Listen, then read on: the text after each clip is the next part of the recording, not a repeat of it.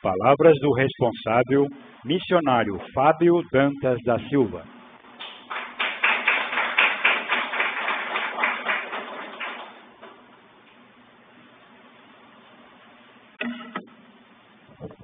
Bom dia a todos.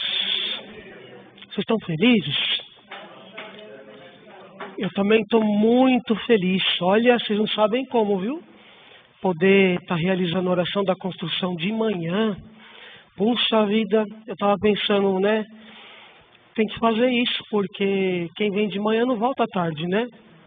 E aí a gente consegue abranger todas as pessoas, né? Eu realmente estou muito feliz e de ver que vocês vieram, né? Senão não ia adiantar fazer a oração se vocês não estivessem aqui, tá bom? Gostaram da experiência do Flávio? Parabéns, hein? A gente passa um sufoco aqui, né? Porque ele estava todo dia aqui, quase todo dia, né? Aí às vezes tem uns dias aí que a gente passa um sapuro, né? Mas ele tem que viver a vida dele, né? E eu falei para ele que eu queria ver a vida dele transformada. Então tá começando, né? E esse dia que ele retornou do solo, que foi uma sexta-feira, né? Era aniversário de falecimento da mãe dele. Então, aí a gente começou a juntar as fichas, né? Que ele foi pro solo, dedicou 5 dias, chegou aqui, ganhou um monte de presente, né? E era aniversário de falecimento da mãe dele especial. Então eu falei, puxa, acho que a mãe dele realmente recebeu muita luz, né? Aí logo na sequência veio a orientação do ministro Juliano, né? E aí tá trabalhando agora. Parabéns, viu? Começar dando uns avisos rapidinho. O que vai acontecer no mês que vem no Assunção? Tem festa, né? A Assunção vai fazer quantos anos, vocês sabem? 30 anos. Nós vamos comemorar, né? Ou não? Vocês querem comemorar ou não? Então, não percam o culto mensal do mês de setembro. A gente vai fazer tudo acumulado, porque não vai ter muito dia, né? E a gente quer que vocês vivam também, né? Não é só igreja, né? Então, no culto mensal de setembro, vai ser dia 19. Cheguem, né? 4:30 da tarde. Porque nós vamos fazer Ikebana do altar ao vivo, né? Já começa daí. Com música ao vivo. Eu não queria falar, né? Só que se eu não falar, vocês não vão chegar 4:30 aí, né? Tá bom?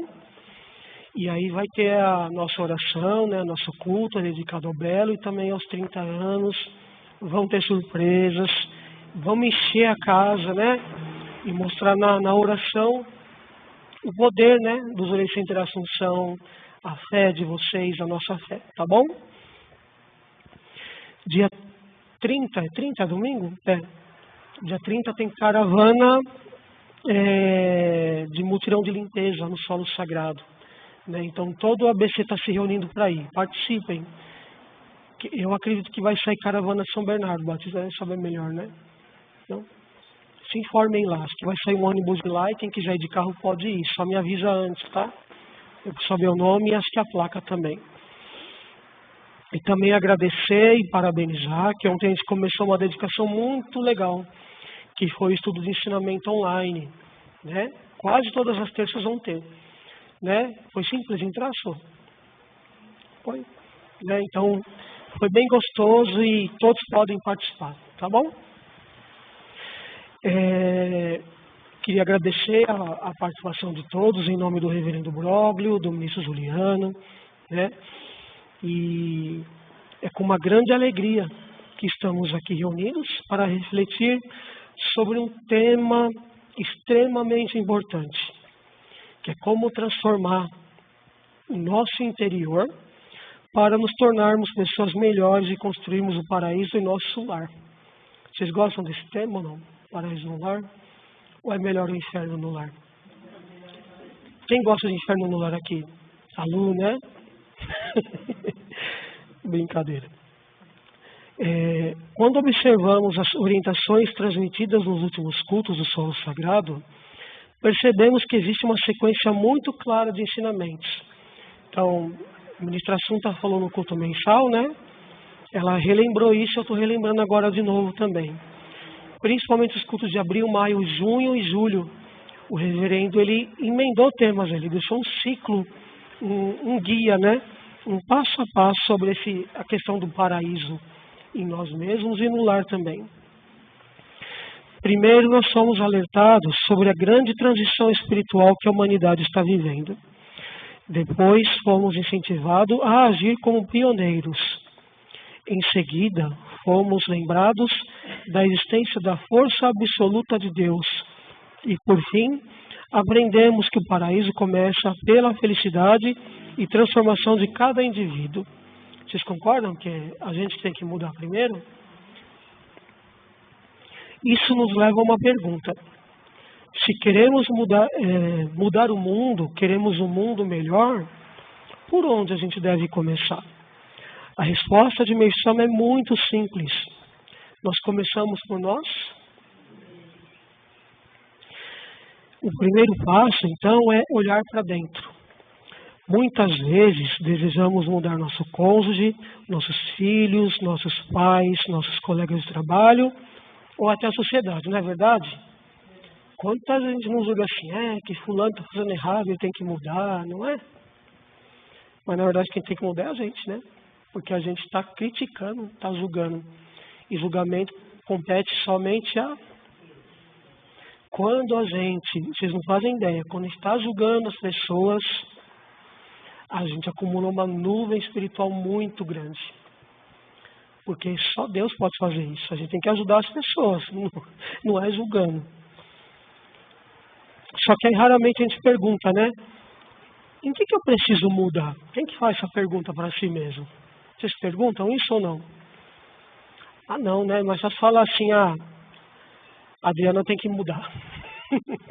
É brincadeira. A gente tem que pensar primeiro na gente. A gente tem que mudar.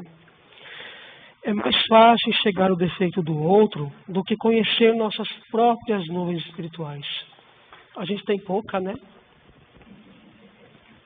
Tem gente que nem tem nuvem espiritual. Não é verdade? É mentira. Todo mundo tem muita nuvem espiritual. Então, quando a gente julga, né? Vou dar aqui alguns exemplos. Quando alguém nos critica, a gente reage, né? Com humildade ou irritação. Vocês ficam bravos quando alguém fala que vocês têm que mudar? Ou vocês aceitam de boa? É verdade, né? Eu tenho que mudar. Então, o que esse cara está falando que eu tenho que mudar? É assim, na maioria das vezes, né? Pelo amor de Deus, Deus deu a vida para cada um cuidar da tua. Não é? Quando algo não acontece como desejamos, confiamos em Deus ou a gente reclama? A maioria dos messiânicos faz isso, né? A gente confia em Deus. Quando alguém erra, nós procuramos compreender ou julgar? Aqui na igreja ninguém julga, né? Quando alguém faz uma coisa errada. É tudo paraíso, né? Nossa vida, a oferenda ficou torta hoje, você viu? Brincadeira, não está torta não, é só um exemplo. Né? Poxa vida, aquela pessoa ministra as orelhas conversando. Né? A gente julga, né? Só que na verdade não é a pessoa que está errada, vocês sabiam, né? É a gente. E a gente é que está irritado.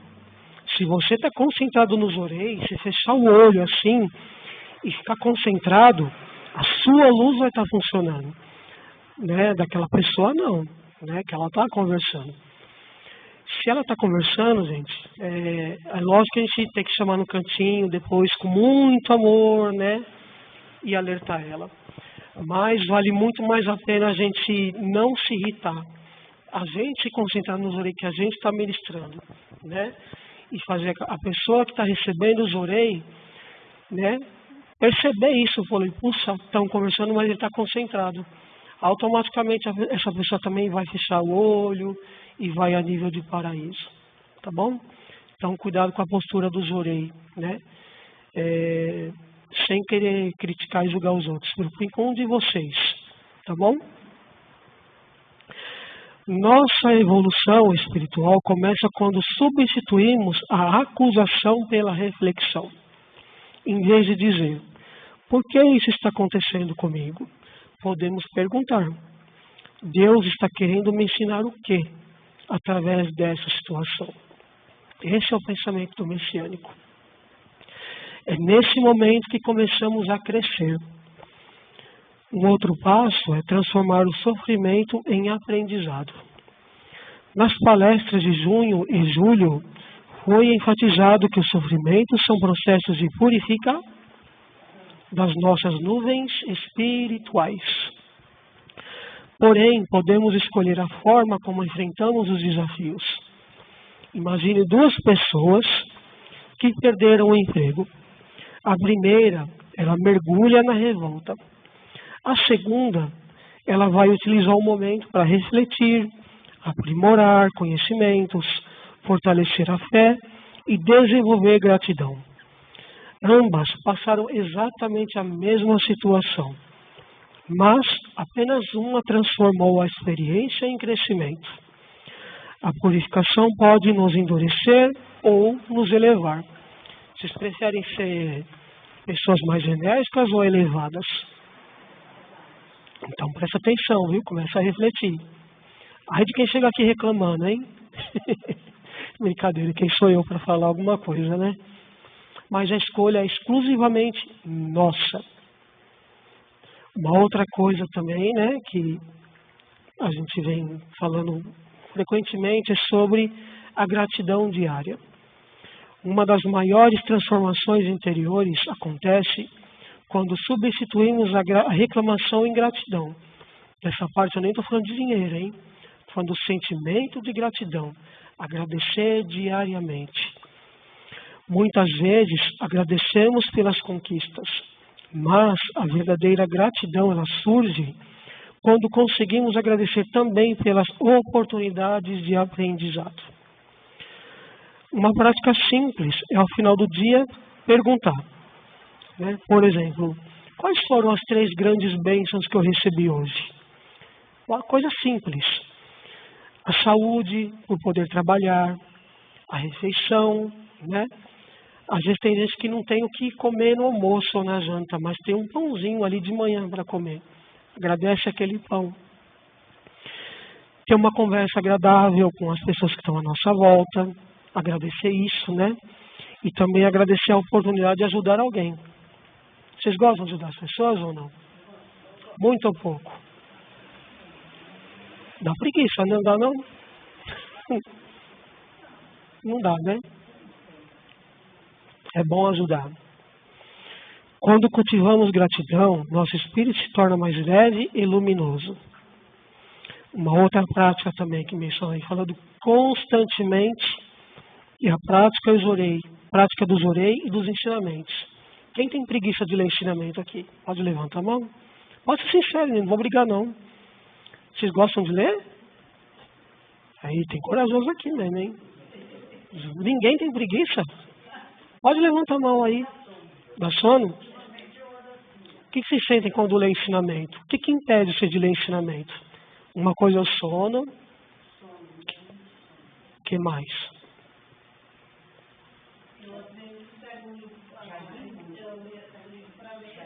Aí eu começo a ler. Daqui a pouco eu... Aí depois eu continuo de novo, aí depois eu digo. Eu continuo lendo. O que significa? Tipo assim, você está lendo, você está com o pensamento ali na leitura? Isso aí é assim, eu tenho essa resposta. Todo mundo sabe que no mês de julho eu estudei pra caramba, né? Tem vezes que eu dormi abraçado com o ensinamento. De verdade, porque realmente dá sono, sim. Mas essas coisas, elas começam a melhorar com a prática. Quando eu comecei essa fase intensa de estudo de ensinamento, nossa senhora, que difícil. Dava muito sono, né? Várias vezes aconteceu o que a Lu falou. Mas, conforme você vai intensificando essa dedicação, isso começa a melhorar. Porque a leitura de ensinamento, a missão fala o quê? Receber Zorei através dos... E o Zorei não é forte? Quando você recebe aquele Zorei verdadeiro, não dá aquele sono, né?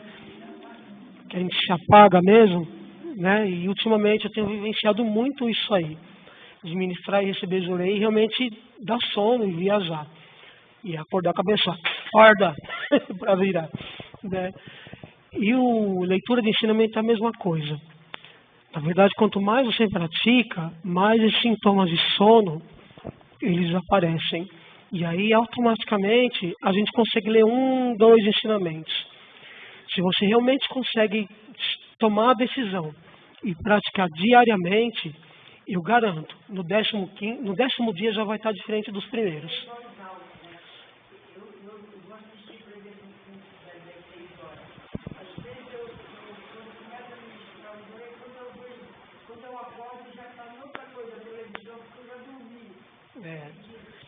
Mas assim, independente de ser em voz alta ou em silêncio, quanto mais você pratica no dia a dia, mais o sintoma do sono ele vai embora, entendeu? É prática. Agora eu estou levando por isso, né? Que no ensinamento assim, durante a semana, nós chegamos no meio, aí às vezes eu vou ler, agora eu levanto mais cedo e eu leio. Às vezes eu leio 3 páginas, tanto de ensinamento como de experiência de fé. Às vezes eu fico tão emocionada que eu choro, eu mesmo choro de soluçar mesmo com a experiência da vida. E isso aí você falou um ponto muito importante, porque quanto mais vai praticando, a gente vai vencendo esses sintomas do sono e outras qualquer dificuldade. E a nossa visão, a nossa percepção a ler o ensinamento, a experiência, ela começa a ficar uma coisa que ela sai do automático, que é só ler, para você realmente começar a interpretar, né? Aí até falando dos estudos de ensinamento que a gente começou a fazer, igual a gente já começa a ler o ensinamento por parágrafo, e a gente começa a refletir sobre o que Meisama quer dizer naquele parágrafo. É um ensinamento só, que a gente está fazendo em cada terça, mas aí cada um lê um parágrafo e aí cada um comenta, se tiver o desejo, né? Se não quiser falar nada, não precisa. Isso aumenta a nossa percepção, nosso Tsheshokaku. Tá bom? Quer falar?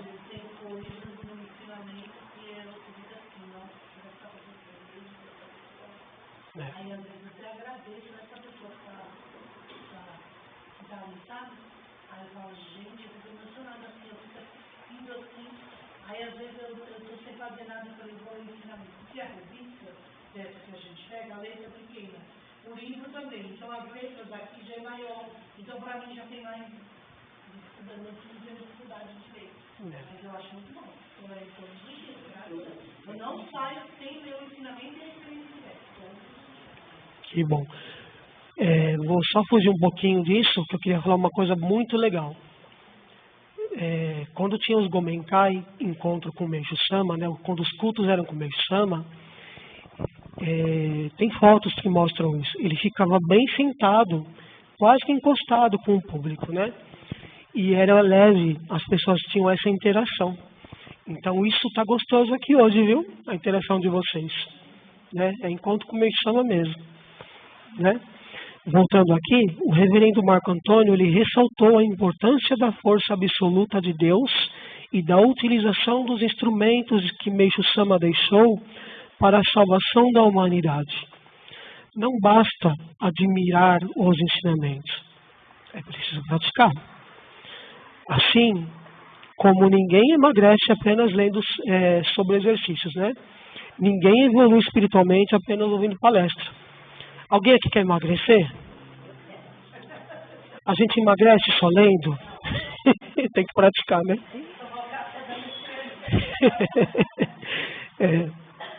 Então nós precisamos agir. Receber Jorei, ministrar Jorei, ler os ensinamentos, participar de cultos, fazer donativo, servir ao próximo. Foi exatamente essa prática constante que foi reforçada como um caminho para a transformação do destino pelo presidente. E aqui eu estou ressaltando, né? E aí tem um outro ponto importante, que é sobre o ser pioneiro dentro de casa. É fácil, né? Ser pioneiro dentro de casa. Quando ouvimos a palavra pioneiro, geralmente pensamos em grandes dedicações, em grandes coisas. Mas o primeiro lugar para sermos pioneiros é dentro do nosso próprio lar. Talvez Deus esteja esperando que nós sejamos os primeiros, né? Os pioneiros a pedir desculpa, né? O primeiro a ouvir sem interromper, o primeiro a agradecer, o primeiro a perdoar, o primeiro a servir. Né? Quem aqui é casado deve ter uns arranca-rabo de vez em quando com o cônjuge, né? Ah, por que você deixou aquela toalha debaixo da cama? Aí começa aquele inferninho, né? Não é assim ou não? O marido saiu para beber, a mulher chega, né? Se o marido chega em casa, a mulher, você estava onde? Né? Aí já começa o inferno, né? Vocês gostam de inferno, né? Que bom. Às vezes nós queremos salvar o mundo, mas ainda não conseguimos criar um ambiente harmonioso dentro de casa. O verdadeiro pioneiro é aquele que dá o exemplo, né? Começando dentro de casa. E por último, né? Construir o paraíso dentro do lar, né? Que é o tema dessa oração tão importante. Meishu Sama, ele define o paraíso como um mundo de felicidade, livre de doença, pobreza e com... Vocês concordam com isso ou ele está louco? Tá vendo, né? O senhor não é louco. Né? Eles estão concordando, viu? Pode cobrar. Tem que praticar. Embora o mundo ideal ainda esteja sendo construído, podemos começar imediatamente dentro de casa. Olha que legal, ontem a gente falou isso, né, Sô? Na verdade, a gente já está vivendo o paraíso, ele está sendo construído. Vocês concordam? Olha um exemplo que o paraíso a gente já está vivendo o paraíso, né? Eu já falei isso algumas vezes. Vocês concordam que a gente vê algumas construções lindas por aí? Né? Praças aqui na frente mesmo, né? Pessoal fazendo caminhada, mais pessoas saindo pela rua, começou a sair mais gente nas ruas, né? Grupo de ciclista, né? Que inclusive eu faço parte, né? Tudo isso já é começo de paraíso. Então ele já está aqui, né? Muitas vezes a gente tem que se libertar do sofrimento da era das trevas da noite, né? O paraíso já está aí. E a gente tem que começar a viver ele. Então imagine um lar, onde todos se respeitam, existe diálogo, tem a gratidão, as refeições são feitas em harmonia, as pessoas oram juntas. Isso aqui é até legal esse ponto, oram juntas, né? Então quantas pessoas ainda não têm altar no lar? Quantas pessoas não têm caligrafia? São pontos que ajudam a juntar a família, sabe? Para estar rezando junto, né? Pensa de família que tem filho pequeno, aquele filho crescendo onde tem altar, ele já vai crescer rezando, vendo exemplo da própria família. Os orei também sendo ministrado entre a família, né? Regularmente. O ambiente sendo limpo, organizado e belo. Esse lar, ele já está manifestando um pedaço de paraíso. Não precisamos esperar que o mundo, né, já esteja nesse nível para começar. A gente pode criar hoje, agora, aqui e em casa. Então, para concluir, as mensagens dos cultos desses últimos meses nos mostram um caminho muito claro. Precisamos despertar para o momento que a humanidade vive. Precisamos assumir a postura de pioneiros e precisamos utilizar a força absoluta de Deus por meio das práticas messiânicas e compreender que o paraíso começa na construção, né, na transformação do nosso próprio coração. Portanto, vou deixar aqui uma reflexão para vocês.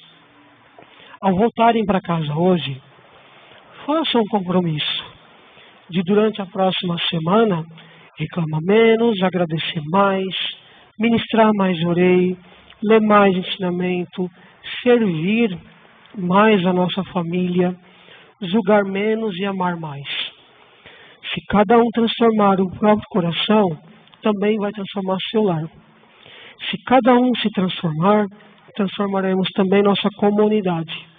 E se nossa comunidade se transformar, estaremos participando da concretização do grande ideal de Meishu Sama, a construção do paraíso sobre a face da terra. Muito obrigado a todos, que Deus Meishu Sama abençoe e ilumine abundantemente cada um de nós e de nossos lares. Muito obrigado.